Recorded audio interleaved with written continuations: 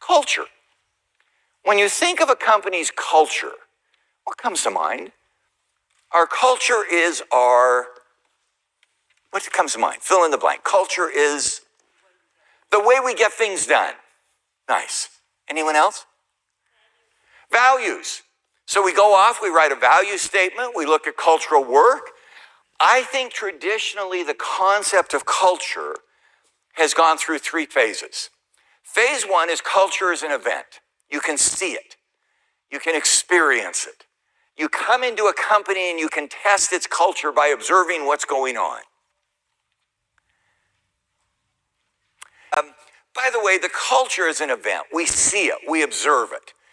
And you get it really quickly. It doesn't take long in any store or place that you visit. But then culture becomes a pattern. It's how we do things. It's our values. I want to suggest that culture, from an outside-in point of view, becomes our identity. The issue is not, do you have a set of values? The issue is the value of those values. Will your culture reflect what customers are promised? And so what I love to do is think about culture from the outside in. When I think about culture, start with my customer. What are the promises I've made my customer? What have I promised them? What have I hoped they'll get? That shows up in your brand statement. A lot of companies do a cultural audit by listing the characteristics of their culture. I love to do a cultural audit by saying, what have we promised our customers? What's the promises we've made our customers in our brands, social media, print media, advertising? Those are the promises we've made to our customers. How do those external promises now show up as our cultural characteristics? Because when our internal culture reflects our external promises, culture becomes a source of value. Let me give an example. Somebody said culture is values. I think values are often defined. I bet some of your companies have value statements, true or false? True. This was Consulting 101 the last 15 years. How were they created? Management team went off-site with a facilitator, without a facilitator, came up with a set of values. Not a bad idea, but it's still inside. As an HR person, here's my advice. Take those key values and use them to reimagine the future. Go with your sales and marketing people to your customers. Take your value statement. Ask those customers 3 questions. Number 1, are these the values you want us to have? What a simple question. We value innovation. Yeah, we'd like that. Are these the values you want us to have? What a simple question. But by the way, that's filtering our values through the eyes of the customer. I was in a company a few years ago. Here was their number 1 value. We want to be the most profitable firm in our industry. Take that to your customer. Here's the thing I want the most. For us to make money at your expense. What a stupid value. Question 1, are these the values you want us to have? Question 2, what do we have to do to show that we live them?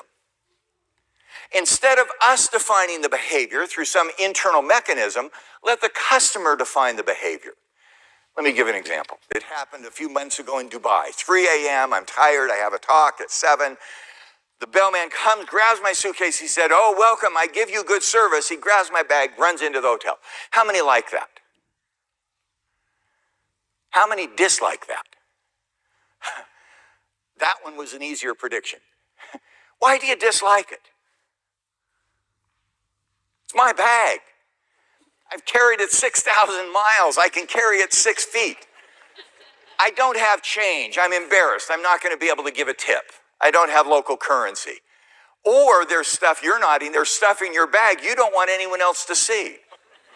Or it's going to take 30 more minutes to get it to my room and I'm really tired and I just want to go to sleep. Value is defined by the receiver, not the giver. Culture is not defined by who we say we are. The value of culture is who our customers want us to become. So question 1, are these the values you want? Question 2, you tell us what we do to live them. You tell us what we do to live them. Question 3, in turning values from the inside to the outside. Are these the values you want us to have? What do we have to do to show you that we live them? Question 3, when we do those things you just said, will you buy more from us? I spend half my time speaking to business leaders. I say, let's talk about culture. 40%, their eyes just glaze over. I take them through those 3 questions. I come to number 3 and they say, ooh, say that again. Will you buy more product from us because of our culture? And if the answer is not yes, you got the wrong one. Then those business leaders go, I get it. The value of culture is to create value in our market. That's the culture, outside in. And that's where we're headed. I don't disagree with internal statements of culture. They're wonderful, but I'm not sure if they're accurate. I want that culture to be connected to our customers. The things that sometimes is a mistake is I worked with a small company and the culture was trying to be the founder's values. Here's the values I have. Here's what I believe in. And he was building the company based on his values. That sounds so terrific. But ultimately, the culture should reflect our customer promises. And so when I went into him, he said, I value A, B, and C. And I said, so what is it you promise your customers as a company? What's the identity you want to be known for? Well, it's C, D, and E. And I said, C, D, and E should shape your culture, not A, B, and C.